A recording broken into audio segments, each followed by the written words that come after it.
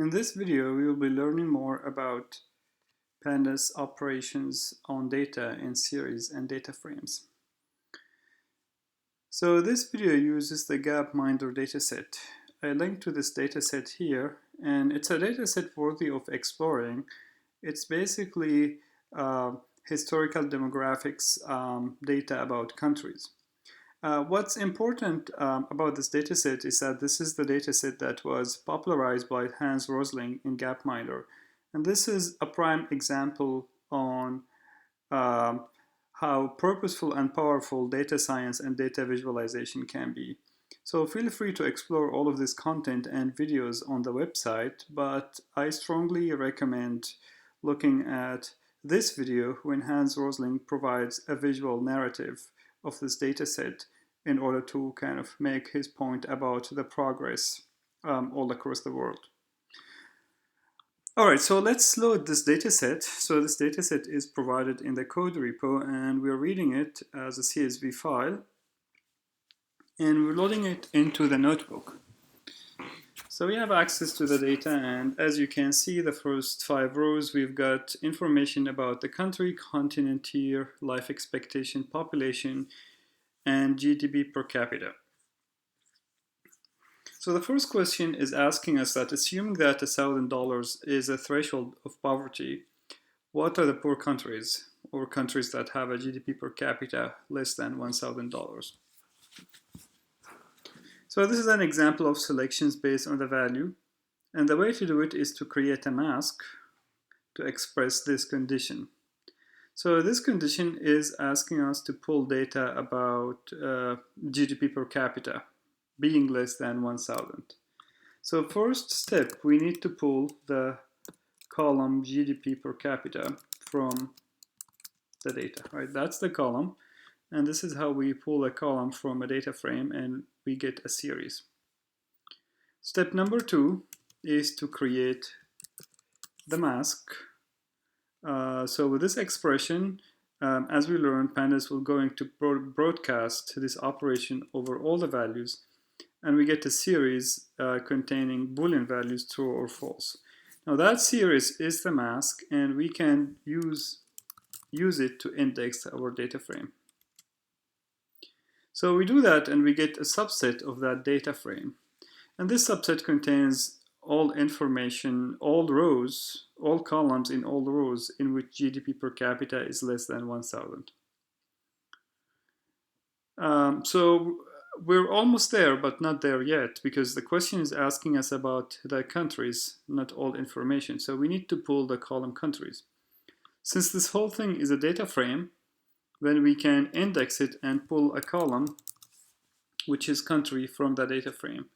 And we get a series containing the countries. So in this series, a country is repeated many times, simply because many countries were poor over time across many years, and there is a row for each country in each year.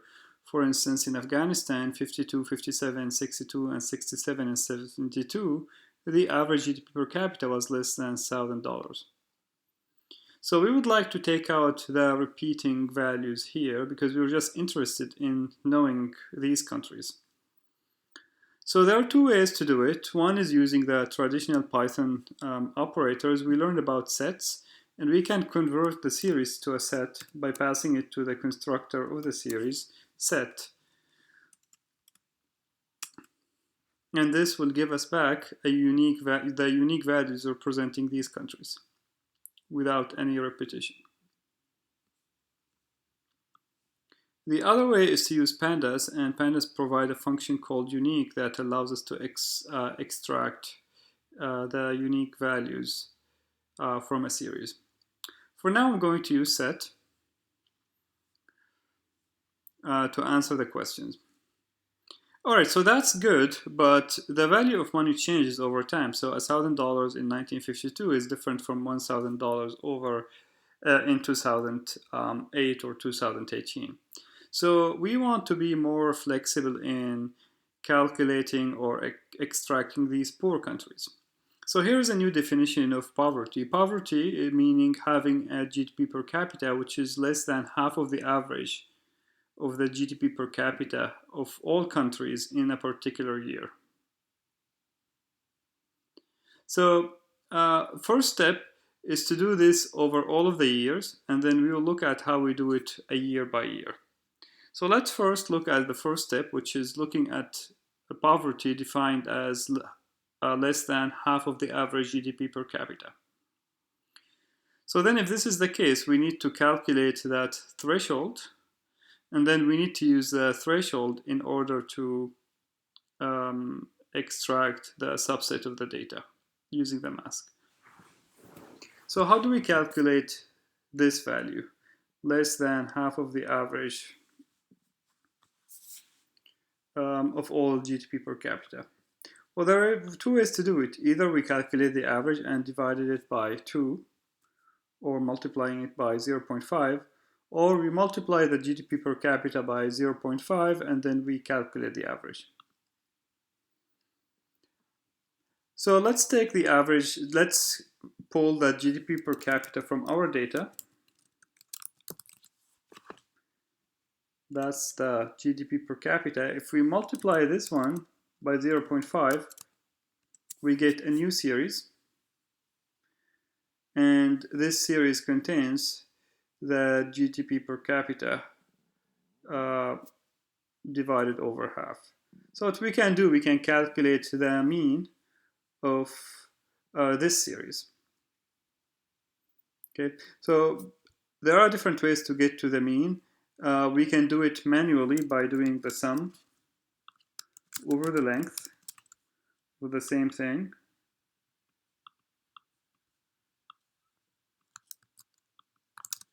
And that should get us the mean. Or we can be more expressive about that and use the function mean from pandas series. So we can get a series, that's the result, and then we can call s.mean, and we get the mean. The other way that we have seen also used in the book is to use the function mean from NumPy. If we import NumPy, which I believe is not imported here, we can do NumPy.mean, which is a universal function, and pass the series to it. So all of these will give us the same answer, which is half of the average of the GDP per capita. And the other way to do it is basically to calculate the mean. So take data GDP per capita, calculate the mean, and multiply by half afterwards. And this should give the same answer. So regardless of how we go about it, we need this value stored, because this is the threshold that we want to operate on. That's the threshold. And then now it's asking us to extract these poor countries. So it's exactly the same code as in above, but instead of hard coding that threshold as 1000, we need to put the new value, which is threshold here. So set less than threshold, that should give us these countries that are have a GDP per capita which is less than half of the average. Okay. Now, as you can see here, you see some surprising country names. Like, for instance, Malaysia or Japan, or Korea, for instance. They don't fit quite the definition of a poor country. And of course, the problem in this analysis is that we calculated the average over all of the values over time. And some countries were poor after World War II, but managed to get out of poverty. For instance, Japan and South Korea. And this is not captured here because we have calculated this over all the observations or over all the years. So the question here asks us to extend what we have done here to make this calculation based on the year. In other words, the poor countries in 1967 should not be the same as the poor countries in 2007. we can calculate the poor countries in 1967 by calculating the average of GDP per capita in that year, and then apply our definition, which is less than half of that average. We can do that for any year, right? And if we do that, we should be able to get an understanding of how the kind of poor countries, composition of poor countries change over time. So this is kind of a more challenging than the previous two questions, because this one is asking us to repeat this calculation over time, over several values that happen to be time, year. Okay. So how do we go about that? Well, first, we need a way to calculate the average GDP per capita in any year. Okay. So this calculation here, the threshold, should be dependent upon the year.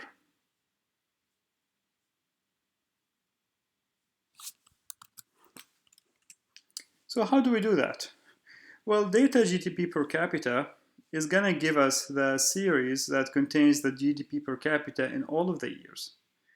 If we are interested in a certain year, we have to filter out our data. So, say for the sake of this example, I'm interested in year 1967.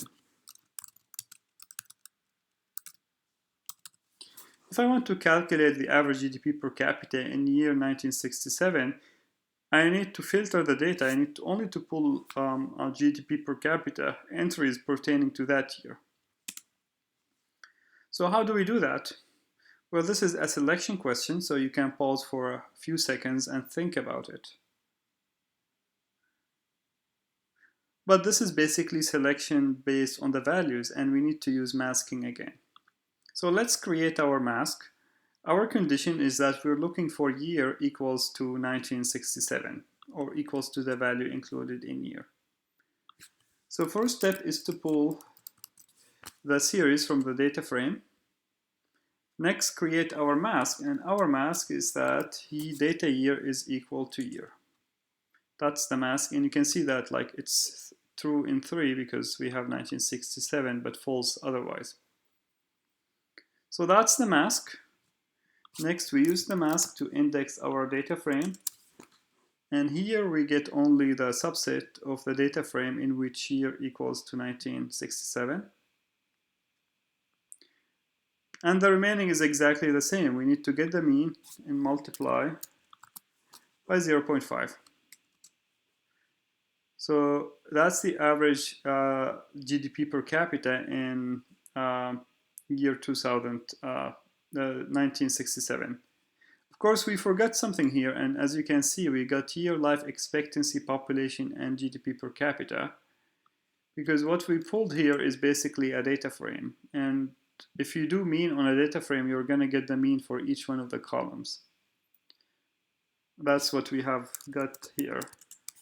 The missing step is that in this data frame, I'm only interested in GDP per capita. So before crunching the mean here, I need to get GDP per capita. And then I can put mean and multiply by 0.5.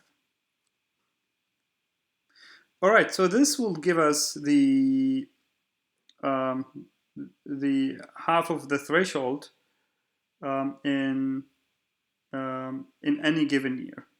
So the question is asking us to abstract this calculation in a function that takes a year and returns the average GDP per capita in that year. So what I'm going to do, I'm going to define my function here. Let's call it average GDP per capita. This function will take a parameter year, and then basically it will return this value.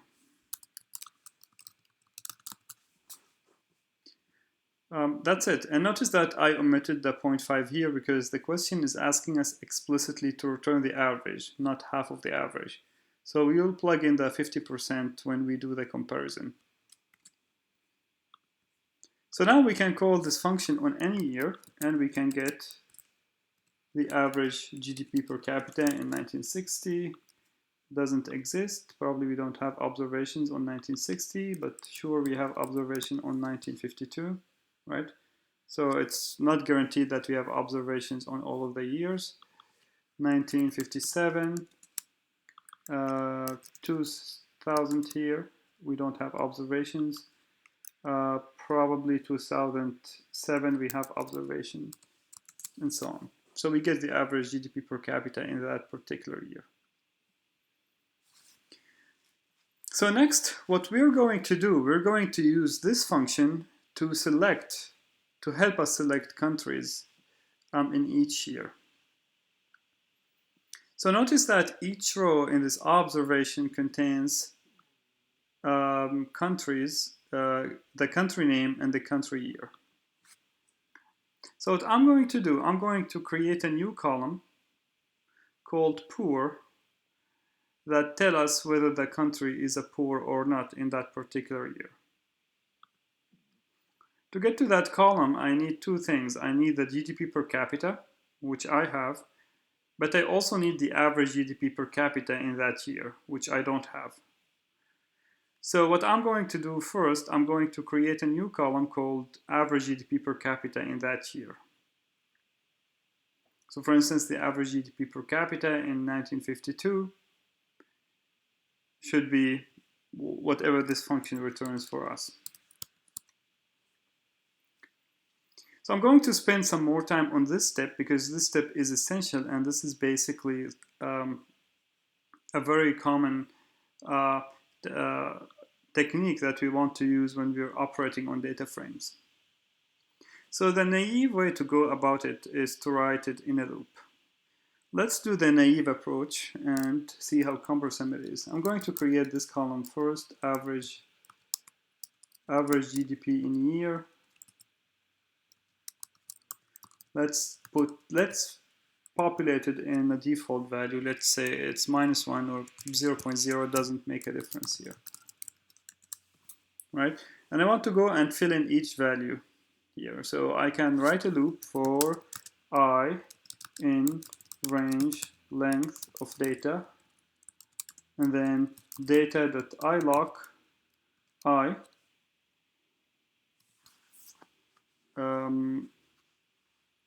and I want to get the last column, which is the column I created, is equal to average GDP of the year, right? And the year here is data.iloc I, and the year is 0, 1, 2. So we do that, and it will take a while. We have a couple of these observations, and if we do data.head, it's now pre-populated them. So we can see that the average in 1952 is this number. Let's double check. That's correct, right? So it's writing a loop that goes over each one of these values and calls the function and populates it with a value returned from that function. All right, so that's fine, but it's cumbersome, and we had to force ourselves to think about the structure of the data, write the loop counter, where things are there, and so on and so forth. Let's be smarter about that. I'm going to delete this column again, or let me reset it to be zeros. Okay, so it's now all zeros again. Let's think about another way to do it. Pause for a few seconds now and think about how we replaced loops in the past. All right, I hope the answer is list comprehensions. So list comprehensions allow us to replace a loop. And basically what we can do GDP, we can pull in this expression here,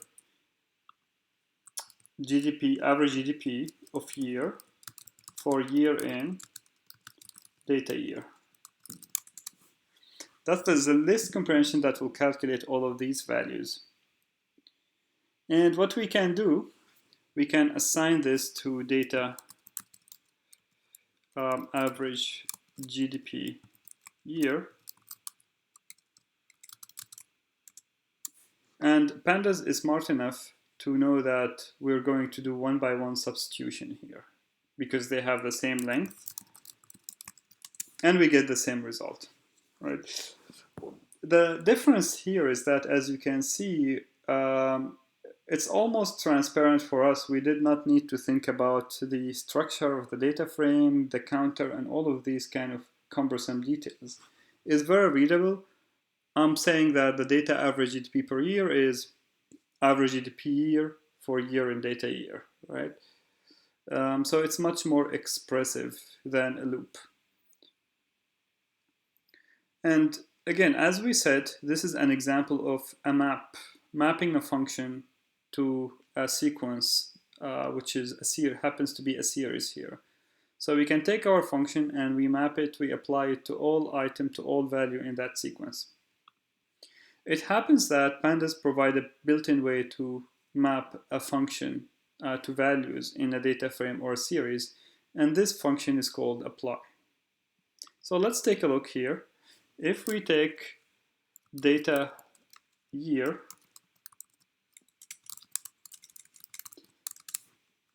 those are the years that we have, and what we want to apply a function called average GDP on this series. So the function name is average GDP, and as the name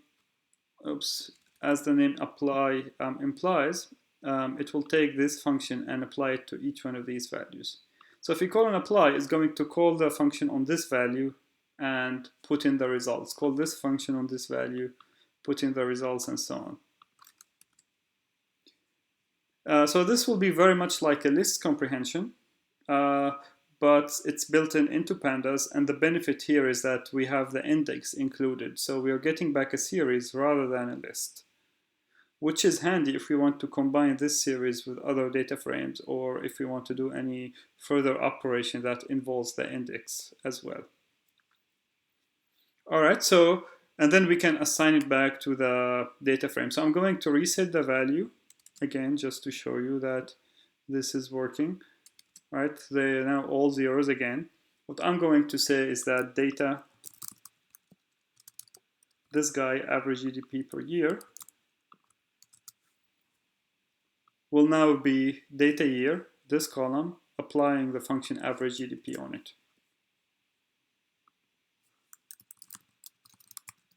So that's what we get. Now we're not there yet, because we want to compare those countries that are poor. And basically those are the countries that have GDP per capita less than half of that number. So how do we get these countries?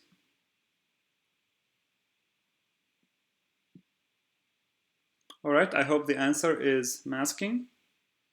So we need to create a mask. And our mask is the following condition: data GDP per capita is less than half times average data average GDP per capita.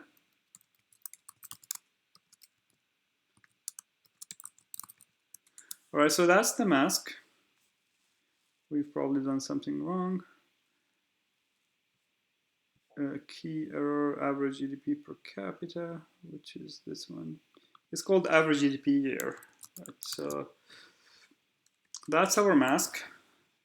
And that will tell us whether the country was poor in that particular year. So if we do data mask, that will tell us what country was poor in the particular year here. Again, you can see that here we get 831 rows, whereas the length of data itself is 1704. So almost half of the data points are countries that were poor in the particular year of these observations. So that's good, but next it's asking us to extract the countries that were poor in 1967, and then the poor countries in 2000, and then compare countries that were poor in 1960 and 2007. So probably this is 1960. All right, so let's call this one, since we want to process this furthermore, poor countries. And let's pull countries in 1960. So how do we get the poor countries in 1960? Again, I hope the answer is masking. So we take out the year and we compare it to 1960, and then we get poor countries. I use the mask to index, and we get nothing in here. Let's see what's going on. Poor countries in 1960s. We probably don't have any value of year 1960 here, and that's the problem. Maybe it's 1967. Okay, so it's 1967 here and there.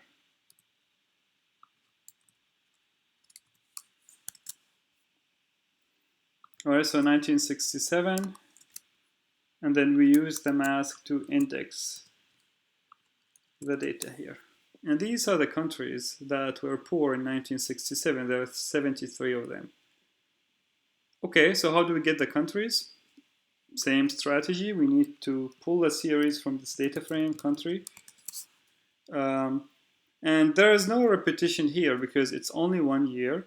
So I can save it as a series, or I can save it as a set. Doesn't make a difference. The set will be handy because it's asking us to do some set operations down the road. So I'm going to save it as a set. And these are the countries that were poor in 1967. And then it's asking us to do this comparison again into 2007. So the only thing that needs to change is the year. So if we do 2007 here, we get the list of the countries here. All right, so now that's interesting because what we can do comparisons using set operations. Like the question is asking us to name the countries that were poor in 1967 and remain poor in 2000. So that's an intersection operation.